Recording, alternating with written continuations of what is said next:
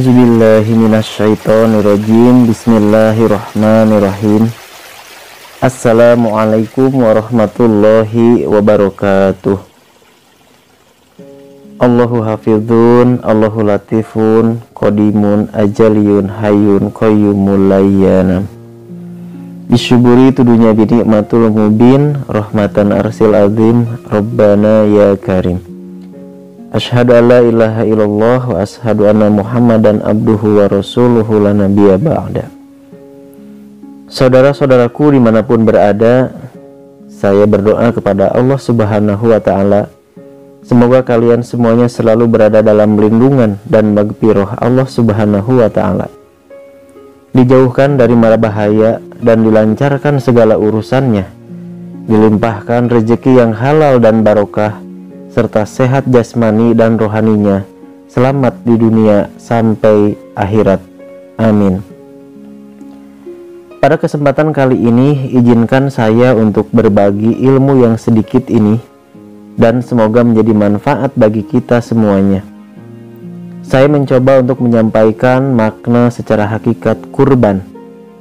Kurban tentunya salah satu kewajiban bagi setiap umat muslim yang dilaksanakan pada bulan Zulhijjah, yaitu 10 Zulhijjah bagi yang mampu menjalankannya. Dalam peristiwa kurban ini tentunya tidak terlepas dari sejarah besar Nabi Ibrahim alaihissalam ketika mendapatkan perintah menyembelih anaknya, yaitu Nabi Ismail alaihissalam. Kemudian Nabi Ibrahim atas perintah Allah dengan tanpa ragu dan penuh dengan keikhlasan melaksanakan perintah Allah tersebut untuk menyembelih anaknya. Namun ketika hendak menyembelih anaknya, yaitu Nabi Ismail alaihissalam, Allah menggantikannya dengan hewan sebagai hewan yang dianjurkan untuk disembelih pada hari raya kurban. Itulah sekilas kisah berawalnya perintah kurban atau menyembelih hewan kurban. Hikmah dan pesan yang diambil dari kisah tersebut adalah betapa dalamnya keikhlasan dan begitu taatnya seorang Nabi Ibrahim alaihissalam kepada Sang Khalik, sehingga rela mengorbankan anaknya yang mana adalah orang yang sangat dicintainya, tidak menjadi penghalang baginya untuk taat atas perintah Allah, sekalipun merelakan apa yang dicintainya untuk dikurbankan. Dari hal tersebut di atas dapat kita ambil hikmah yang besar, bahwa Allah akan menguji keimanan dan ketakwaan kita kepada Allah dengan diuji keikhlasannya ketika harus kehilangan harta yang kita cintai. Selain itu, semakin dekatnya seorang hamba kepada Sang Khalik, sehingga ketika hendak menyembelih anaknya tersebut, namun Allah ganti dengan hewan sembelihan karena kasih sayangnya Allah kepada hambanya yang bertakwa. Dalam Al-Quran pun dijelaskan bahwa daging hewan kurban dan darahnya itu sekali-kali tidak akan sampai kepada Allah, tetapi yang sampai kepadanya adalah ketakwaan kamu. Demikianlah dia menundukkannya untukmu agar kamu mengagungkan Allah atas petunjuk yang dia berikan kepadamu, dan sampaikanlah kabar gembira kepada orang-orang yang berbuat baik. Quran Surat Al-Hajj ayat 37. Dari ayat tersebut kita dapat ambil pelajaran bahwa Allah tidak butuh daging, darah dari hewan kurban, melainkan yang akan sampai kepadanya adalah ketakwaan. Artinya, dengan melaksanakan kurban, selain karena perintah Allah, juga menjadikan kita pribadi yang dermawan, tidak kikir harta, dan peduli sesama sebagai ibadah sosial dengan berbagi daging kurban kepada sesama yang fakir dan miskin. Lantas bagaimana dengan saudara kita yang belum mampu menjalankan ibadah kurban karena dengan keterbatasan ekonomi? Apakah tidak memiliki kesempatan yang sama agar meraih predikat ketakwaan dengan melaksanakan kurban? Tentunya Allah sangatlah mengetahui apa yang ada di langit dan apa yang ada di bumi. Begitupun apa yang diisyaratkan dalam hati setiap hambanya. Semua makhluknya pasti akan mendapatkan kesempatan yang sama, tidak ada kecuali. Sekarang mari kita bahas makna kurban secara mendalam lagi. Kurban atau secara bahasanya adalah koroba, yakrobu, yang artinya dekat atau mendekat. Kemudian kurban ini ada dua perkara yang harus kita pahami. Yang pertama adalah kurban majaji.